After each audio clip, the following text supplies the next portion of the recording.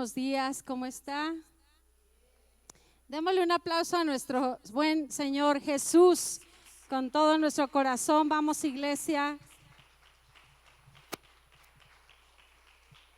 porque Dios es bueno, amén.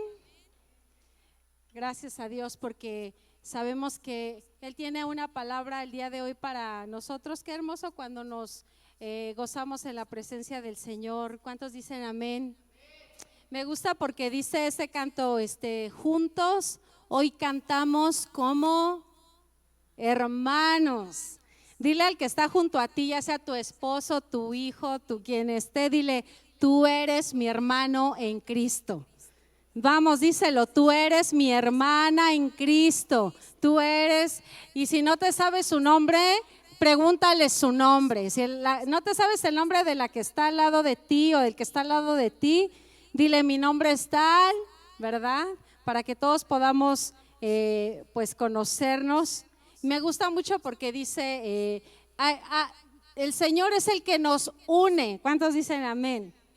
Estamos reunidos en su nombre, en su nombre. Bienvenidos a todos esta mañana y estamos contentos porque, bueno, el martes es el Día del Niño, pero hoy le damos un aplauso a los niños, ¿verdad? Yo creo que a muchos se los llevaron también a festejar, pero bueno, pues gracias le damos al Señor porque dice la palabra que de ellos es el reino de los cielos, que de los niños es el reino de los cielos.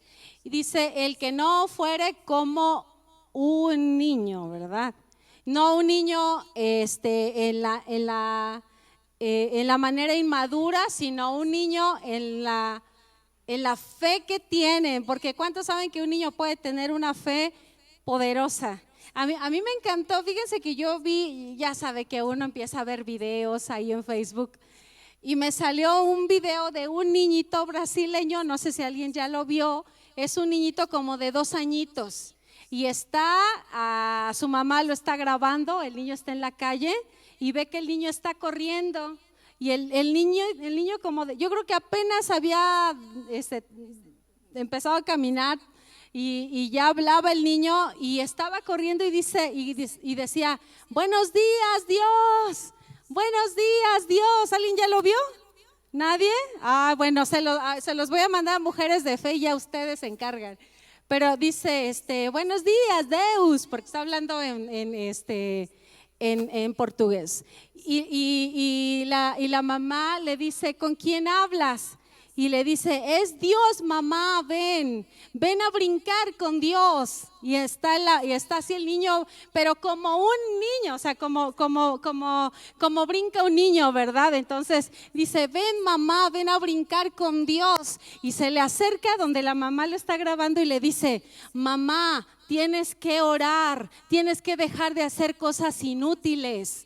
Deja de hacer las cosas, o sea, un niño de 2 años diciéndole, mamá, tienes que dejar de hacer las cosas inútiles, tienes que orar, mamá, ven a brincar con Dios. Entonces deja el teléfono la mamá y se pone y de pronto aparece y está corriendo con su chiquito y créanme, se ven hasta los árboles que se empiezan a hacer así, y está corriendo y dice la Biblia que de la boca de los niños y de los de pecho, ¿verdad? Dice, fundaste la fortaleza. O sea, dice que en los postreros días derramaré de mi espíritu y dice que también los niños verán visiones, soñarán sueños, ¿verdad? Entonces, ¿cuántos saben que Dios puede usar a un niño para hablarnos? Yo cuando lo vi, ¿saben qué me incitó ese video? A apagar mi teléfono y dije, sí, claro, o sea, aún Dios te puede usar a tu hijo o a tu hija o a un niño para decirte, deja de hacer cosas inútiles, deja de estar viendo tanto video inútil y ponte a orar, ¿verdad?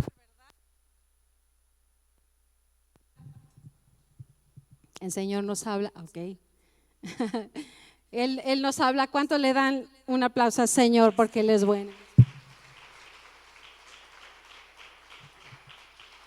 Y esta mañana yo no quiero, hice una pausa en la serie de Apocalipsis porque yo quiero hablarte de algo importante y aprovechando que están aquí los niños, diga conmigo, legado de bendición. Vamos, pero dígalo fuerte, legado de bendición.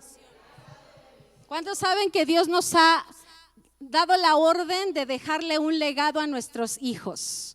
Hay un legado de bendición. ¿Cuántos le quieren dejar un legado de bendición a sus hijos? Los que ya tienen hijos o los que ya tienen nietos también, o los que todavía no tienen hijos pero van a tener, ¿verdad? Un legado de bendición. Entonces, ¿cuántos anhelan un futuro de bendición para sus hijos? ¿Cuántos anhelan un futuro de bendición para sus nietos? Los que tienen nietos, amén. Porque dice la Biblia, te bendeciré hasta 1000 generaciones. El Señor va a bendecir tu casa, la casa de tus hijos y la de los hijos de tus hijos, tercera, cuarta generación. Dice, de los que me bendicen, de los que me obedecen, amén.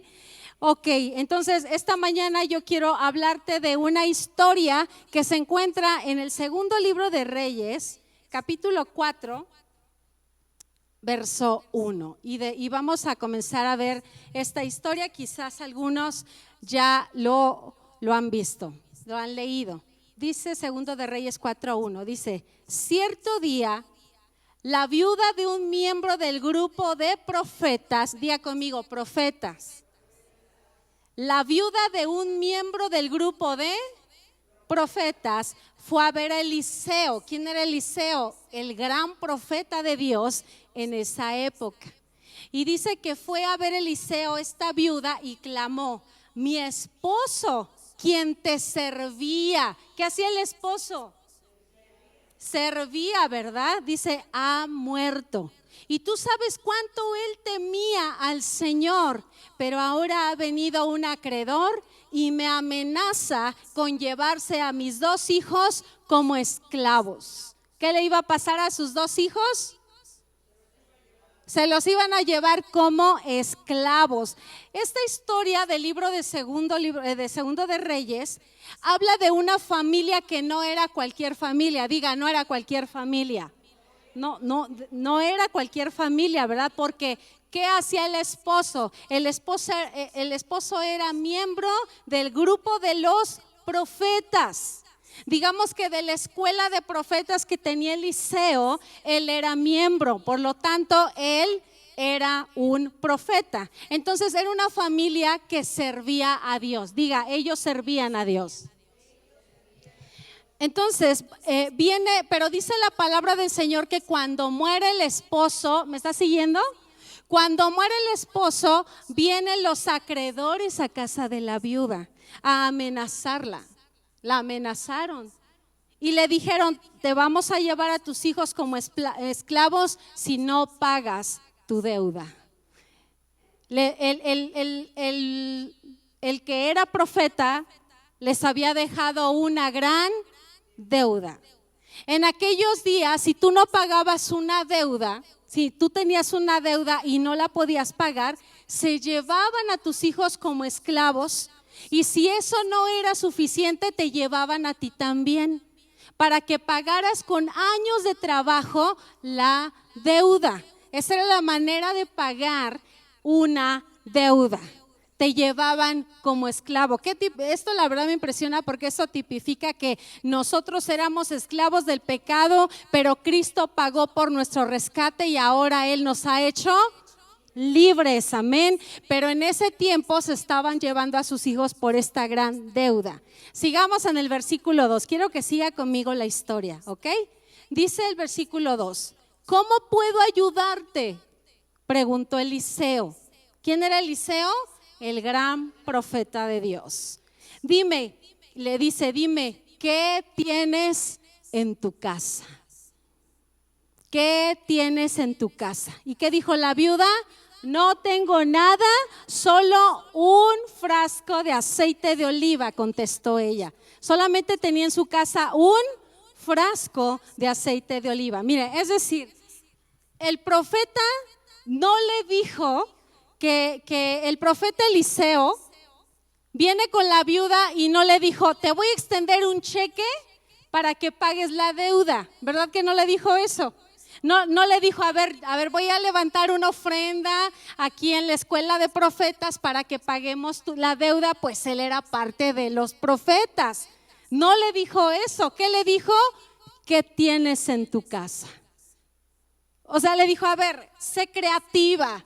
¿Qué tienes en tu casa para pagar la deuda, verdad? Entonces, le estaba mostrando a la viuda que ella tenía el poder de resolverlo, pues era una hija de Dios. No sé si a alguien le estoy predicando hoy, pero no, la respuesta no siempre va a venir de los demás, la respuesta viene de Dios, porque dentro de ti hay fe, porque dentro de ti hay poder, porque Dios te puede responder. ¿Cuántos dicen amén? Entonces, porque mire, el esposo no solo los dejó con una gran deuda, también los dejó sin nada. No les dejó absolutamente nada, les dejó una deuda, y excepto que tenían un frasco de aceite de oliva. Y sigamos en el versículo 3 de Segundo de Reyes. Estamos en Segundo de Reyes 4, 3 al 5. Entonces Eliseo le dijo, fíjense la instrucción del profeta: pídele a tus amigos y vecinos que te presten todas las jarras o vasijas vacías que puedan. Luego ve a la casa con tus hijos y cierra la puerta. ¿Qué le dijo?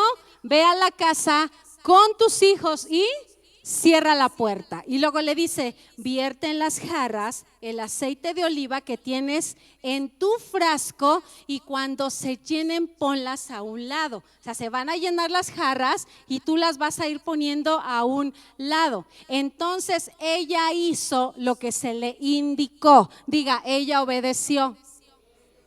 Ella obedeció. Sus hijos le traían las jarras, ella las llenaba una tras otra y las ponía a un lado. Es decir, mire, el frasquito, yo me imagino un frasco de aceite de oliva pequeño, que era el único que tenía. Dios comenzaba a multiplicar el aceite y ella llenaba las vasijas o las jarras que le habían. Mira, a mí me hubiera gustado haber estado ahí y presenciar el milagro. No sé si a ustedes. ¿Cómo es posible que se comenzara a llenar y a llenar y a llenar jarra tras jarra, vasija? ¿Verdad? A mí me hubiera gustado estar ahí para ver cómo sucede el milagro. Pero el profeta le dijo, a ver, le está diciendo, Dios va a hacer un milagro, pero no vayas a hacer un show de esto. No vayas a hacer un show de esto, que nadie vea. Enciérrate con tus hijos y llena las jarras de aceite. Le dijo, enciérrate con tus hijos. ¿Hasta aquí vamos bien? Entonces sus hijos le traían las jarras, las vasijas, las llenaban y las hacían a un lado. Pero llegó un momento en que la viuda, fíjese lo que le dijo uno de sus hijos en el versículo 6, dice, pronto las jarras o las vasijas estaban, ¿qué? Llena, ¿hasta qué? Como de cuánto habrán sido las jarras, las vasijas. Yo creo que eran vasijas grandes, ¿verdad? Y dice que estaban llenas hasta el tope, y le dice, tráeme otra jarra. Le dijo a uno de sus hijos, ya no hay más. Al instante el aceite de oliva dejó de fluir.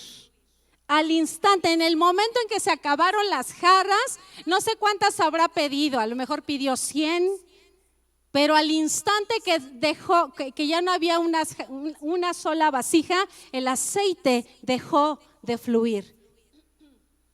Y dice el versículo 7, cuando ella le contó al hombre de Dios, ¿quién era el hombre de Dios? Eliseo, el profeta Eliseo, lo que había sucedido. Él le dijo, ahora, le dio la instrucción, vende el aceite de oliva y váyanse a Cancún de vacaciones. ¿No? Vende el aceite de oliva y se van de shopping a Las Vegas. No, ¿verdad? ¿Qué le dijo?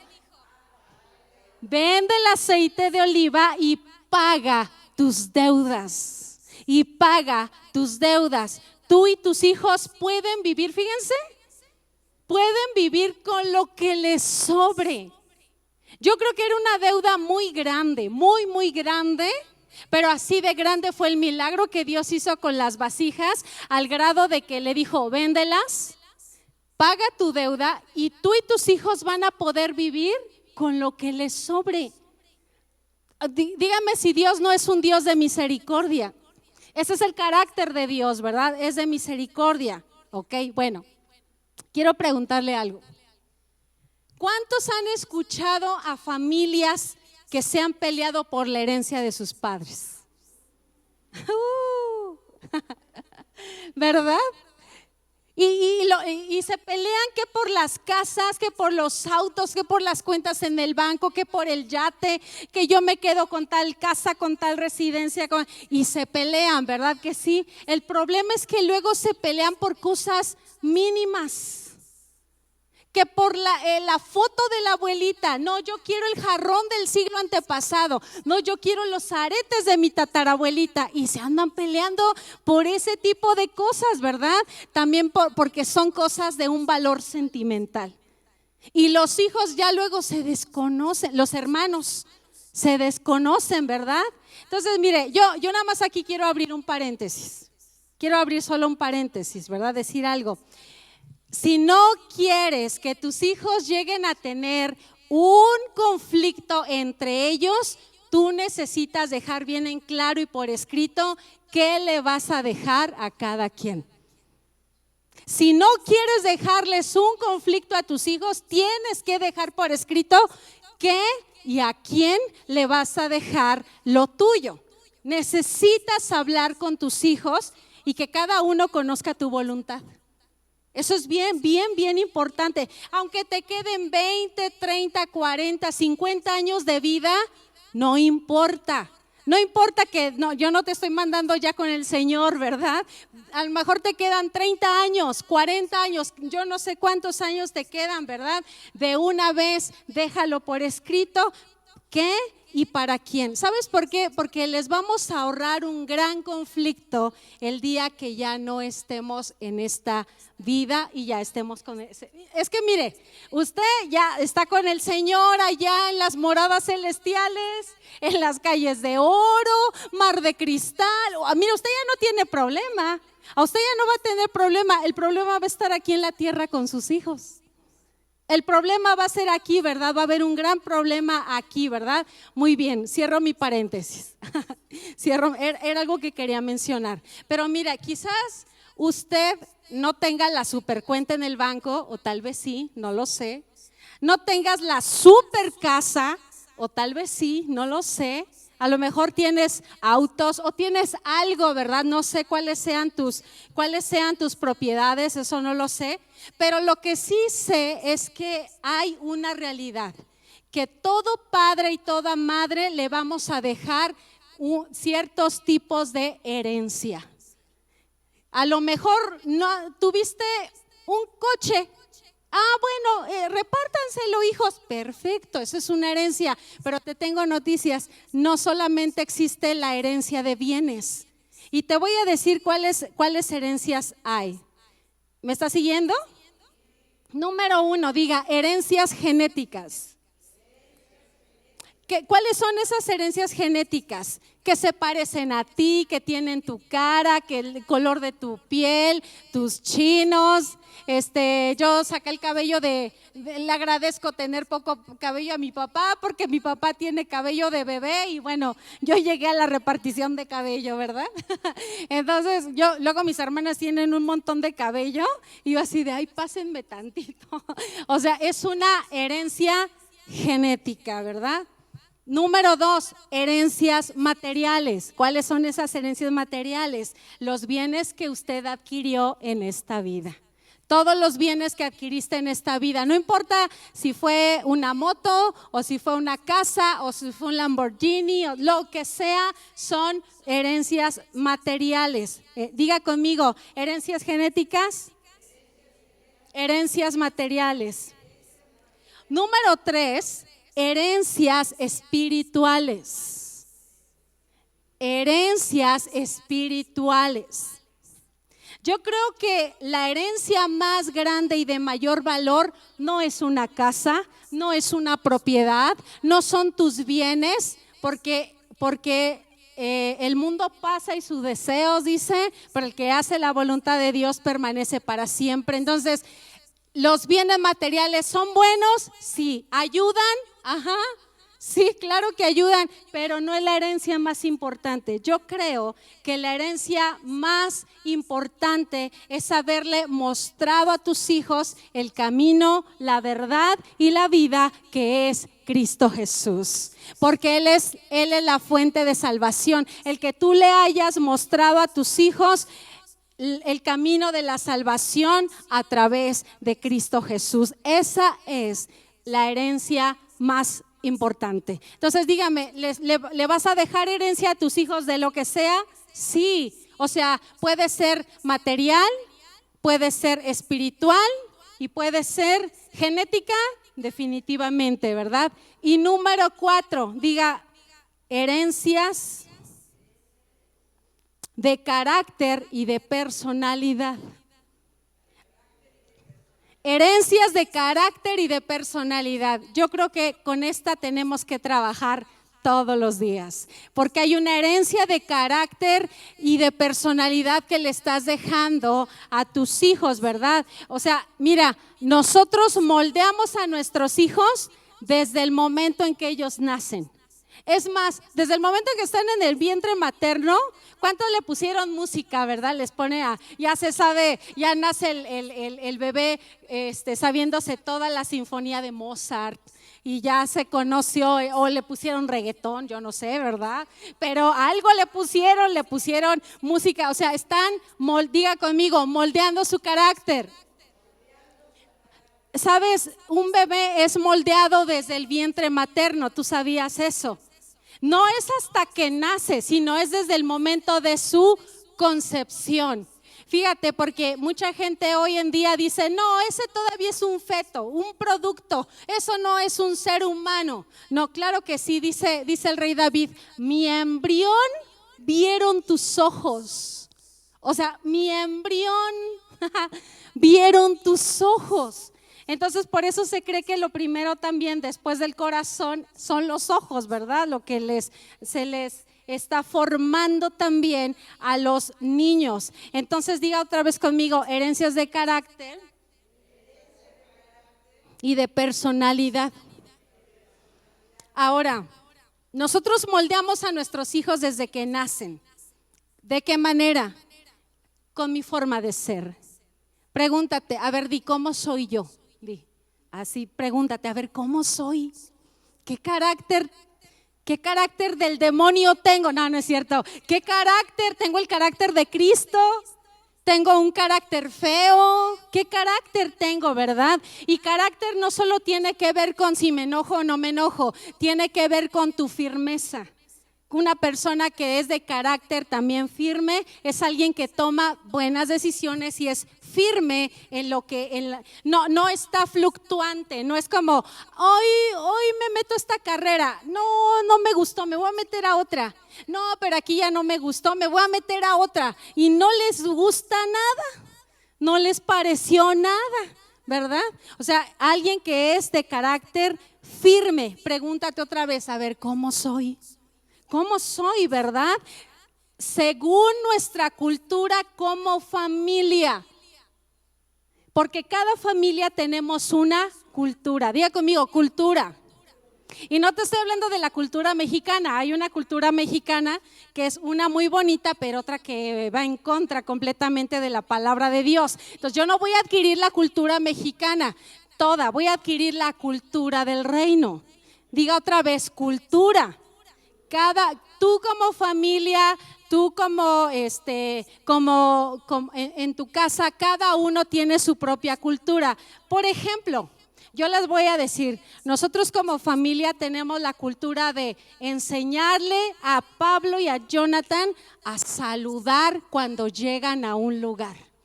Porque luego pueden llegar, ¿a poco no? Nuestros hijos pueden llegar enojados, cansados, de malas, no quieren interactuar y siempre les decimos, mira, no tienes que dar beso, o sea, no es necesario dar beso, pero al menos un buenos días, buenas tardes, ¿verdad? Entonces, decía mi abuelita, no te pases como burro por tu casa, ¿verdad? Yo les decimos saluden y tenemos la cultura de cuando llegamos a un lugar, por educación uno tiene que saludar y les decimos cuando se retiren ustedes tienen que despedirse. Los hemos bajado de la camioneta y les hemos dicho vayan a despedirse. O sea, ya lo saben y ya le diste beso a tu abuelita Sandra y ya saludaste a tus abuelitos y ya, o sea, ¿por qué razón les estamos enseñando y enseñando? Como diría un día dijo el apóstol Efraín Avelar, que ya está con el Señor, con los hijos a cincelazo. Todos los días, porque es tu cultura, lo que tú les estás mostrando. A veces te va a costar más unas cosas que otras. ¿Cuántos saben de lo que estoy hablando? Ellos les enseñamos eso. Les voy a poner otro ejemplo. También les hemos modelado con nuestro ejemplo la cultura del perdón, de pedirnos perdón. Si en un hogar nadie se pide perdón, ¿cuál es esa cultura? La cultura de falta de perdón. ¿Cuántos padres se equivocan aquí en este lugar? Qué bueno que no me dejaron sola. Los demás, cuéntenme, abran su escuela para padres, pero todos los papás nos equivocamos, cometemos errores. Y miren, nuestros hijos nos ven, ellos se pueden pelear. Y luego nos ven discutir al pastor y a mí, sí. Y luego nos peleamos con ellos o nos enojamos o ellos se enojan con nosotros. Cuando llegamos a lastimar su corazón, ahí es donde no se queda la cosa así, sino le decimos, perdóname, perdona. O sea, estamos enseñándoles la cultura del perdón. Ahora ponte a pensar, ¿en tu casa tienes la cultura del reino? La cultura del reino de los cielos, a eso me refiero. O en tu casa cada quien se mienta a la mamá y se va y al ratito ya se olvidó y otra vez, pero quedan las heridas ahí. Entonces yo le pido al Espíritu Santo que te muestre cuál es la cultura que tienes en tu casa. O si te vas a casar, cuál es la cultura Bernie, cuál es la cultura que vas a llevar a tu familia, ¿no? Cuando se casen, No estoy diciendo que, pero o a los novios, bueno, ya no voy a ver a Bernie, a los novios, ¿qué cultura quieren llevar a su casa?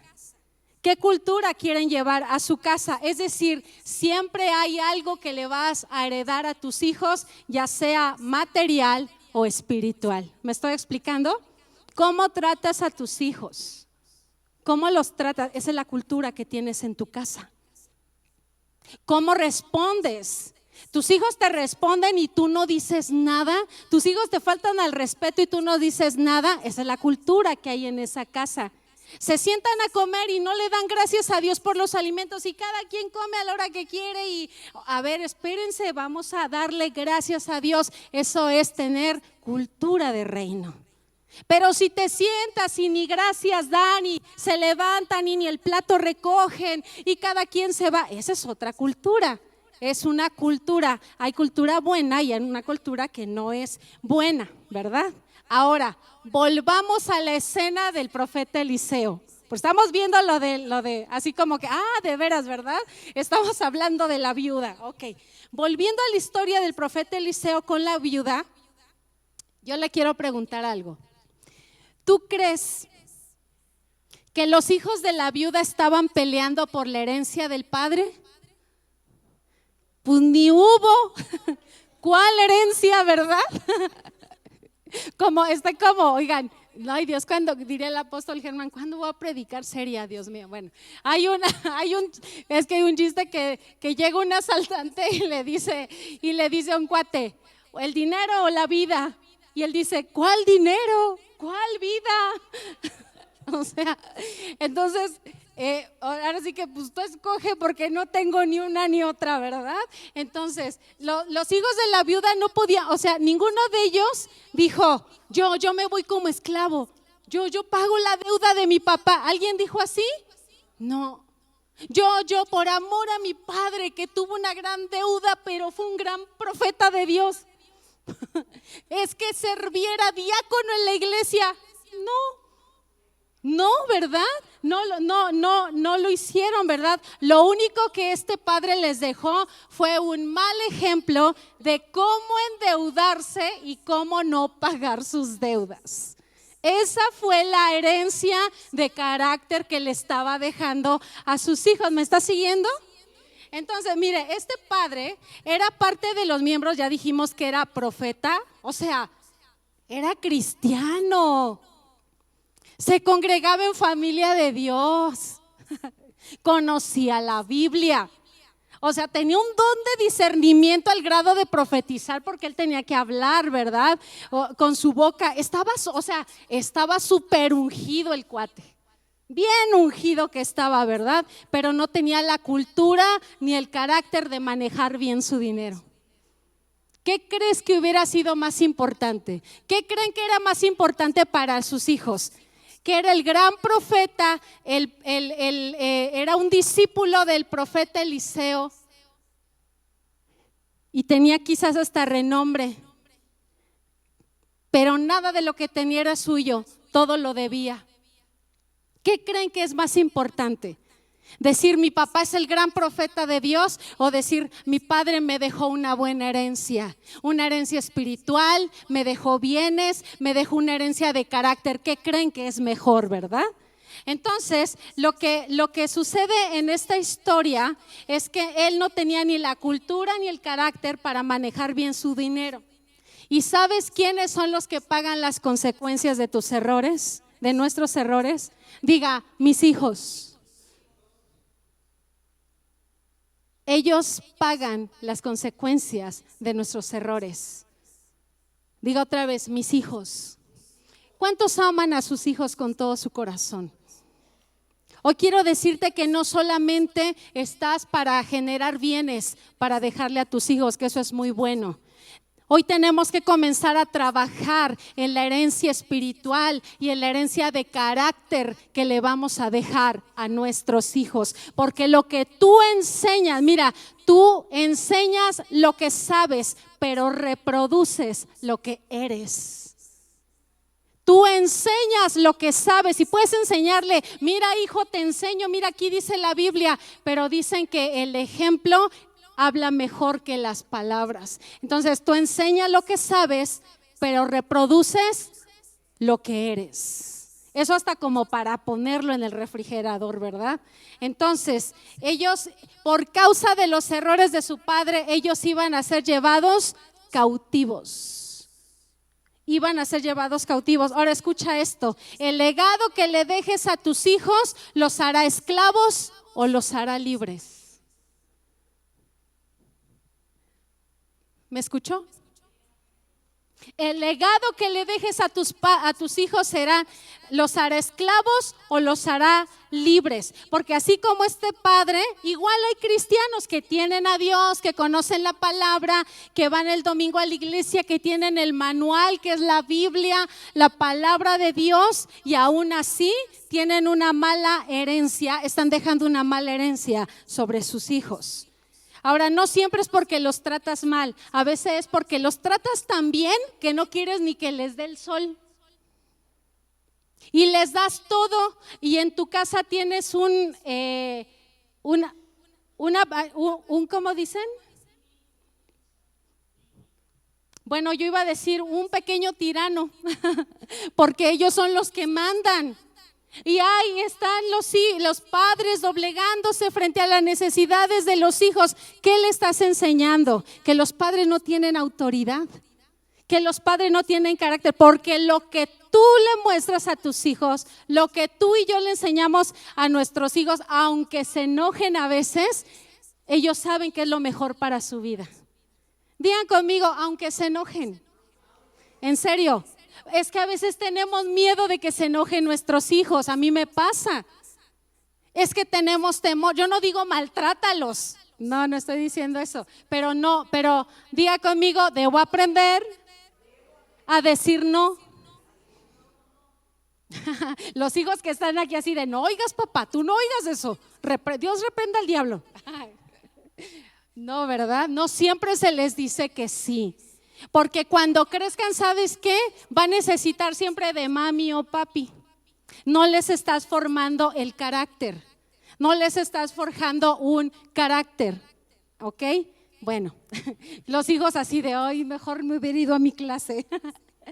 Entonces, este profeta les dejó esclavitud a sus hijos. Y mire, Dios, ¿cuántos saben que Dios le proveyó a la viuda? Porque sí le proveyó, amén, o sea, sí le proveyó a la viuda, ¿verdad?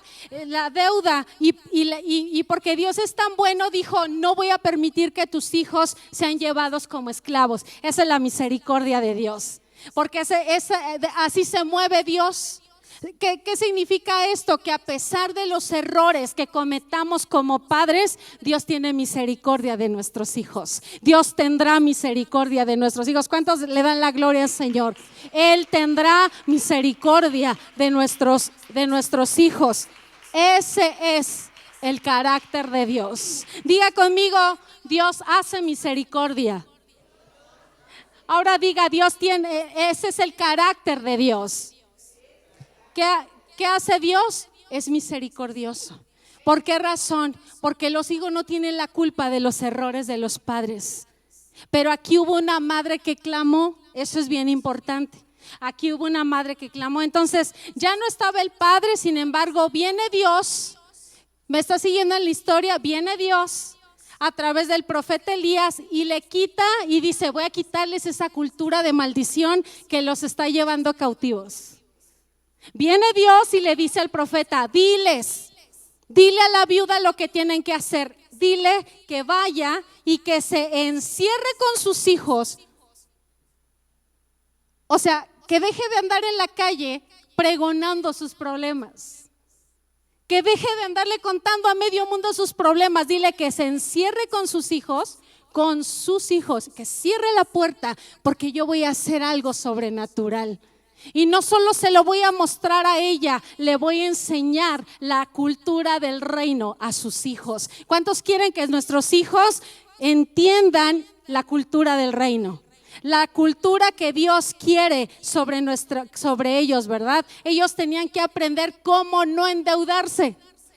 Ellos tenían que aprender lo que les enseñó el papá. Dios dijo, a ver, voy a tener misericordia y les voy a enseñar esto, ¿verdad? ¿Sabes por qué? Porque Satanás es ventajoso. Diga, Satanás es ventajoso.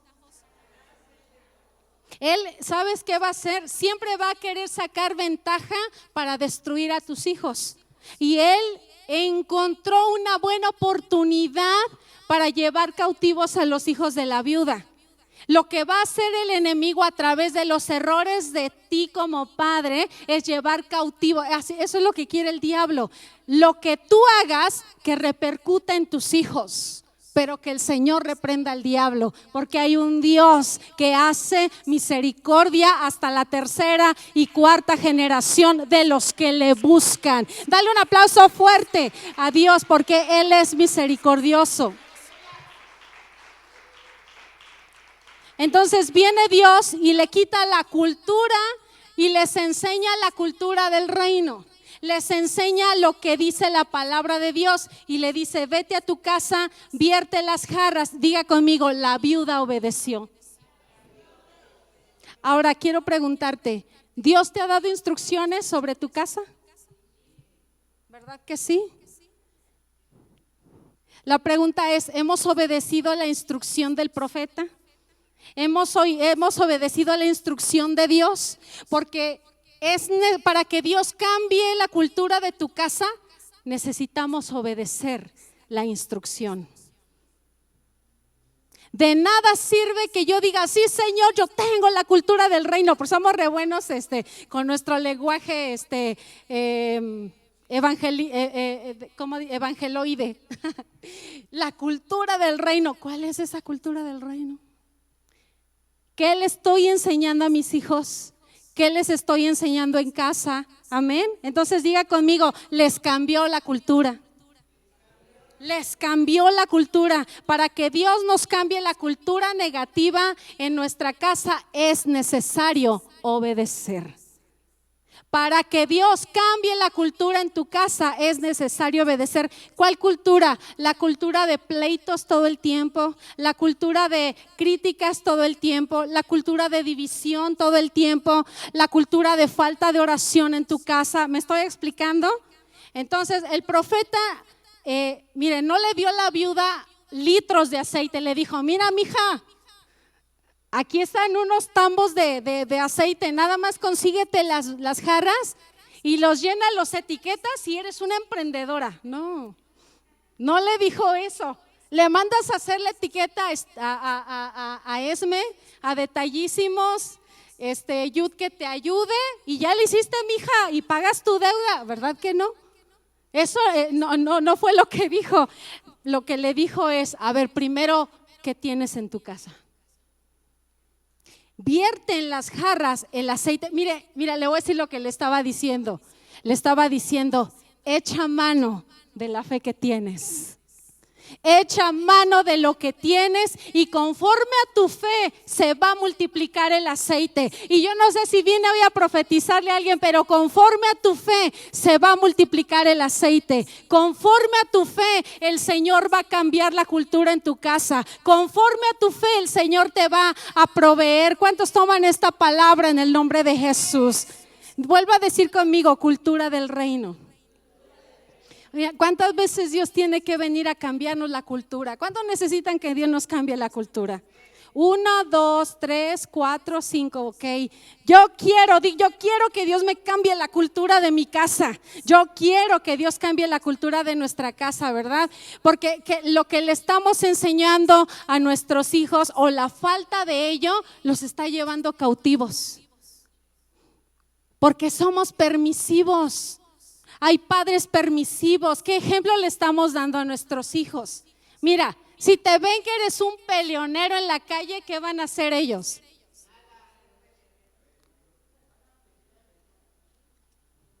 Lo mismo, ¿verdad? Si te ven que le pegas a la esposa, ¿qué van a hacer ellos? Le van a pegar a su esposa.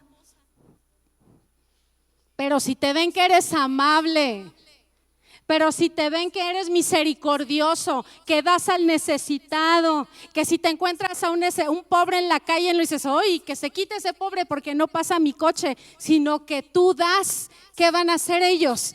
Van a darle al pobre. Dice la Biblia que al pobre y al menesteroso y a los extranjeros. Cuando vemos a un extranjero, le digo a David, vamos a darle al extranjero. ¿Y qué van a hacer nuestros hijos? Diga conmigo, lo mismo. Si te ven cuando estás en una crisis, llámese económica, de salud, familiar, pero te ven orando, pero te ven que estás hablando fe, pero te ven que estás diciendo que les dices, no se preocupen, Dios nos va a sacar adelante. No se preocupen, hijos, el Señor nos va a proveer. No se preocupen, Dios me va a sanar. No se preocupen. ¿Cuál es el lenguaje que va a aprender tu hijo y tu hija? El mismo. Pero si te ven que mientas mamás y le gritas a medio mundo y de paso sin deberla ni temerla también te los zorrajas a ellos también, ¿qué van a aprender ellos? Lo mismo, ¿verdad? Dices, el Señor es mi proveedor y comienzas a declarar palabras de fe, pero si te ven que te la pasas insultando al gobierno, criticando a la Xóchitl Gálvez, maldiciendo por aquí, por allá, o sea, ¿qué van a hacer? Lo mismo, ¿verdad? Y mire, me gusta la oración del rey David. Estoy casi por terminar.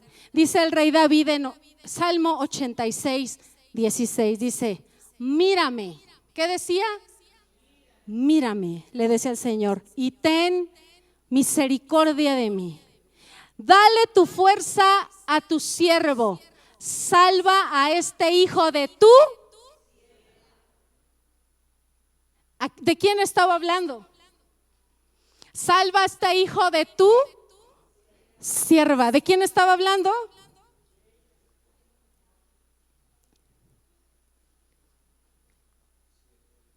David dice, salva a este hijo de tu sierva. ¿De quién estaba hablando? De su mamá.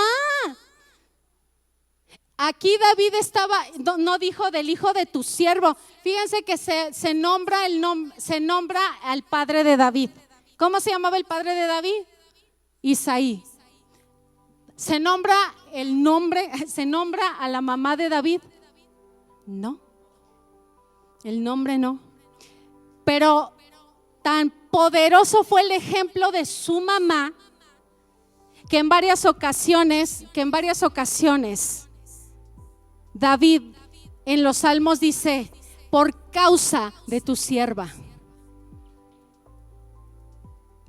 ten misericordia de mí por causa de tu sierva. Los comentaristas dicen que la forma en cómo David recordaba a su mamá y aún la menciona en los salmos es como una mujer piadosa delante de Dios y como una sierva de Dios. Quiero preguntarte, ¿cómo te recordarán tus hijos? ¿Cómo quieres que te recuerden tus hijos o tus nietos? Porque estamos hablando de hijos y de nietos. ¿Cómo quieres ser recordado?